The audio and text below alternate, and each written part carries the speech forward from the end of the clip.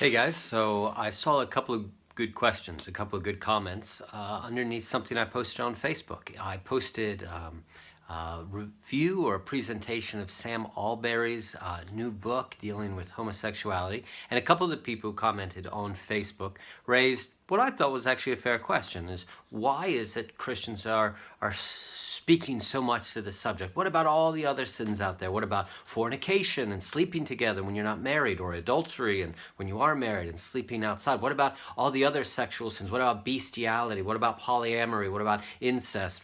How come Christians are so silent on those sins and just really kind of sticking it, are you just sticking it to the gays? You just don't like homosexuals. The sight of two men kissing just, revolts you, and you feel you need to get out there and make yourself feel better than people and put down the gay crowd.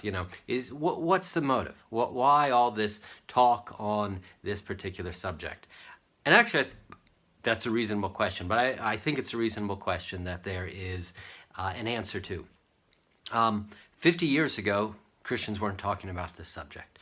200 years ago, Christians weren't really talking about this subject. Throughout vast periods of church history, there wasn't a lot written on it. Why all of a sudden are we talking a lot about it? I think two reasons. One, there's a huge amount of just change in wider society.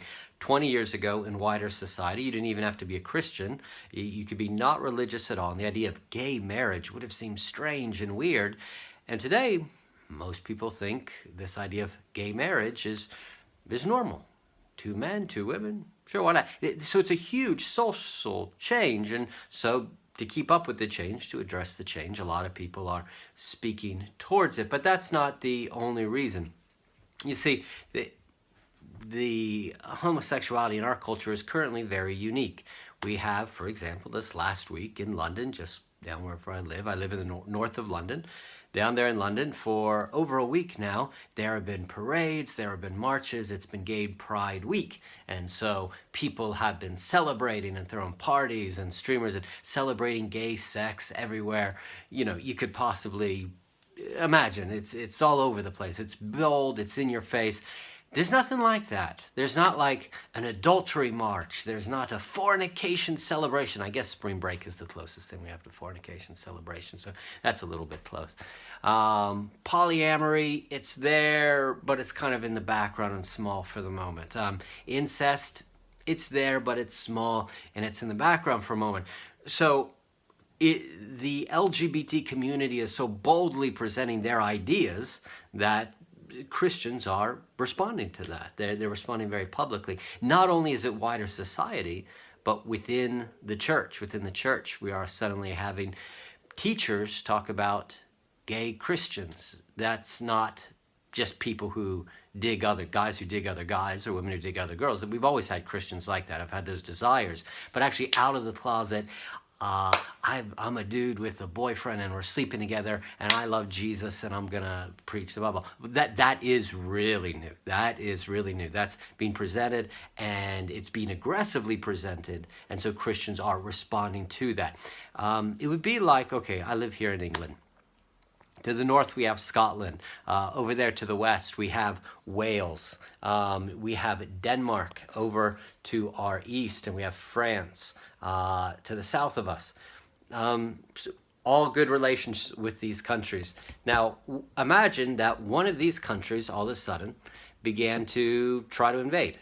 All of a sudden from Denmark, let's say, we're getting boats of Vikings all of a sudden come in and kind of just begin to attack the East Coast, if you will, and there's raids happening, and all of a sudden, we start, well, what does England do? Well, we put all our soldiers and fortifications over on the East Coast, because that's where we're being challenged from. If you're in America, I guess you could say the same with Canadians, amassing all their forces and their donuts along the northernmost, whatever. You react, you put your soldiers, you put your emphasis on where the battle lies. And right now, not only in wider society, but in the church, we're having a lot of teaching, a lot of information talking about how one cannot just be same-sex attracted, but actually openly embracing the gay lifestyle, and it can be completely compatible with Orthodox historic Christianity. And so a lot of leaders, a lot of writers are going out of their way to teach on this, to speak on this, because in a defensive way. It is a reaction. 50 years ago, 50 years from now rather, maybe very few Christians will be speaking about it. Maybe polyamory will be the thing. You know, people go to the Bible, show examples of polygamy, and hey, God seemed to bless King David, so it's got to be okay. And so instead of speaking of marriage between two men, will be how many people can be married at once? Can you have a marriage of 5 people, 3 men and 2 women, or is that legitimate marriage before God? And if there are marches and teachers and books, and if we're teaching kids in school that is marriage, and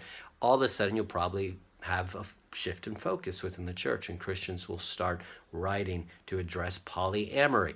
Or it could have nothing to do with sex. We could have other things to do with money. We could have whatever is out there, whatever people are taking, mixing with Christianity, saying is okay. It is a reaction to social pressures and growing false teaching. And that's why I think a lot of Christians are addressing it.